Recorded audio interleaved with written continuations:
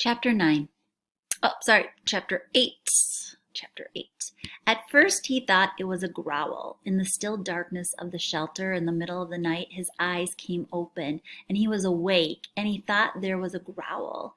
But it was the wind, a medium wind in the pines that made some sound that brought him up, brought him awake. He sat up and was hit with the smell. It terrified him. The smell was one of rot, some musty rot that made him think only of graves with cobwebs and dust and old death. His nostrils widened and he opened his eyes wider, but he could see nothing. It was too dark, too hard dark, with clouds covering even the small light from the stars, and he could not see. But the smell was alive and full and in the shelter. He thought of the bear, thought of Bigfoot and every monster he had ever seen in every fright movie he had ever watched, and his heart hammered in his throat. Then he heard the slithering, a brushing sound, a slithering, brushing sound near his feet, and he kicked out as hard as he could, kicked out and threw the hatchet at the sound, a noise coming from his throat. But the hatchet missed, sailed into the wall where it hit the rocks with a shower of sparks, and his leg was instantly torn with pain, as if 100 needles had been driven into it. Ugh! Now he screamed with the pain and fear and skittered on his backside up into the corner of the shelter, breathing through his mouth, straining to see, to hear. The slithering moved again. He thought toward him at first, and terror took him, stopping his breath. He felt he could see a low, dark form, a bulk in the darkness, a shadow that lived. But now it moved away, slithering and scraping. It moved away, and he saw, or thought he saw, it go out of the door opening. He lay on his side for a moment, then pulled a rasping breath in and held it, listening for the attacker to return. When it was apparent that the shadow wasn't coming back, he felt the calf of his leg, where the pain was centered and spreading to fill the whole leg. His fingers gingerly touched a group of needles that had been driven through his pants and into the fleshy part of his calf. They were stiff and very sharp on the ends that stuck out, and he knew then what the attacker had been.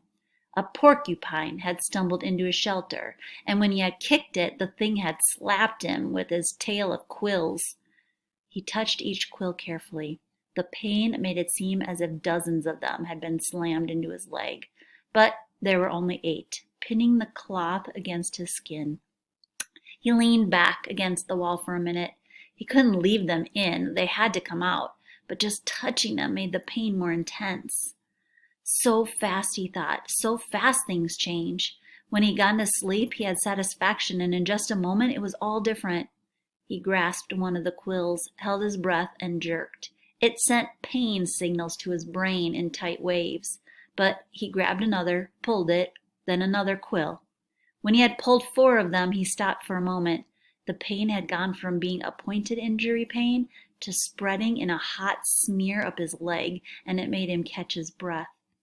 Some of the quills were driven in deeper than others, and they tore when they came out. He breathed deeply twice, let half of the breath out, and went back to work. Jerk, pause, jerk, and 3 more times before he lay back in the darkness, done. The pain filled his leg now, and with it came new waves of self-pity, sitting alone in the dark. His leg aching, some mosquitoes finding him again, he started crying. It was all too much, just too much, and he couldn't take it, not the way it was. I can't take it this way, alone with no fire and in the dark, and next time it might be something worse, maybe a bear, and it wouldn't be just quills in the leg, it would be worse. I can't do this, he thought again and again. I can't. Brian pulled himself up until he was sitting upright back in the corner of the cave. He put his head down on his arms across his knees, with stiffness taking his left leg, and cried until he was cried out. He did not know how long it took, but later he looked back on this time of crying in the corner of the dark cave and thought of it as when he learned the most important rule of survival, which was that feeling sorry for yourself didn't work. It wasn't just that it was wrong to do or that it was considered incorrect. It was more than that. It didn't work. When he sat alone in the darkness and cried and was all done with it, Nothing had changed. His leg still hurt, it was still dark, he was still alone, and the self-pity had accomplished nothing.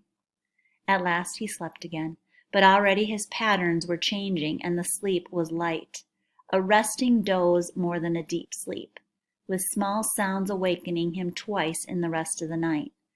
In the last doze period before daylight, before he awakened finally with the morning light and the clouds of new mosquitoes, he dreamed.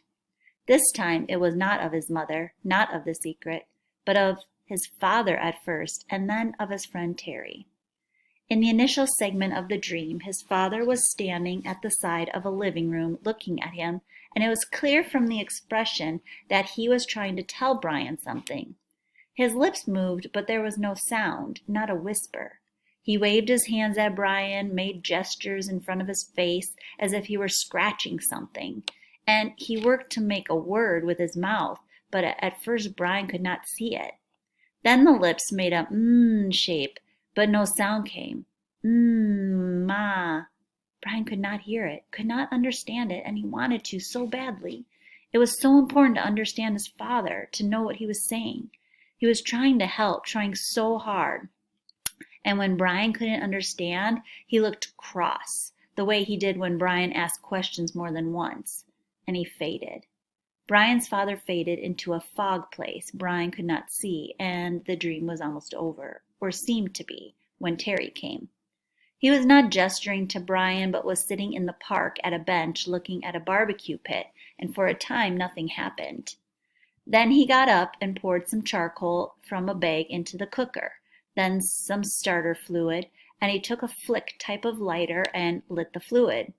When it was burning and the charcoal was at last getting hot, he turned, noticing Brian for the first time in the dream. He turned and smiled and pointed to the fire, as if to say, "See, a fire!" But it meant nothing to Brian, except that he wished he had a fire. He saw a grocery sack on the table next to Terry. Brian thought it must contain hot dogs and chips and mustard, and he could think only of the food. But Terry shook his head and pointed again to the fire, and twice more he pointed to the fire, made Brian see the flames, and Brian felt his frustration and anger rise, and he thought, all right, I see the fire, but so what? I don't have a fire. I know about fire. I know I need a fire. I know that. His eyes opened, and there was light in the cave, a very dim, a gray dim light of morning. He wiped his mouth and tried to move his leg, which had stiffened like wood. There was thirst and hunger, and he ate some raspberries from the jacket. They had spoiled a bit, seemed softer and mushier, but still had a rich sweetness.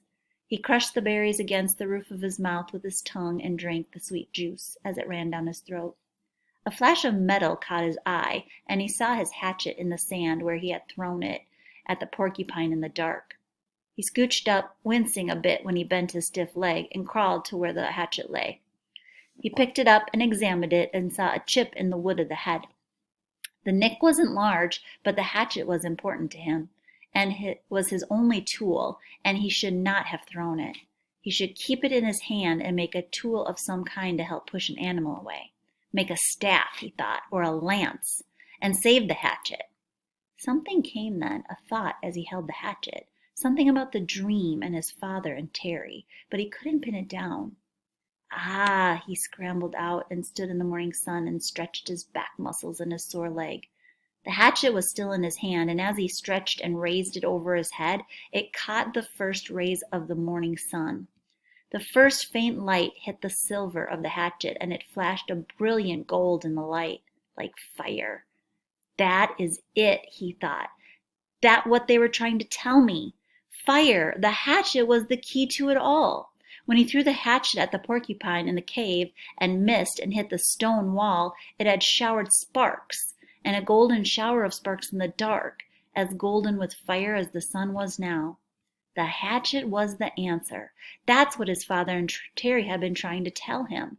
Somehow he could get fire from the hatchet. The sparks would make a fire. Brian went back into the shelter and studied the wall.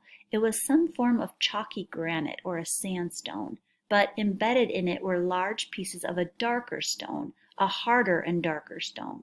It only took him a minute to find where the hatchet had struck. The steel had nicked into the edge of one of the darker stone pieces. Brian turned the head backward so he would strike with the flat rear of the hatchet and hit the black rock gently. Too gently, and nothing happened. He struck harder, a glancing blow, and 2 or 3 weak sparks skipped off the rock and died immediately. He swung harder, held the hatchet so it would hit a longer sliding blow, and the black rock exploded in fire. Sparks flew so heavily that several of them skittered and jumped on the sand beneath the rock, and he smiled and struck again and again. There could be fire here, he thought. I will have a fire here, he thought, and struck again.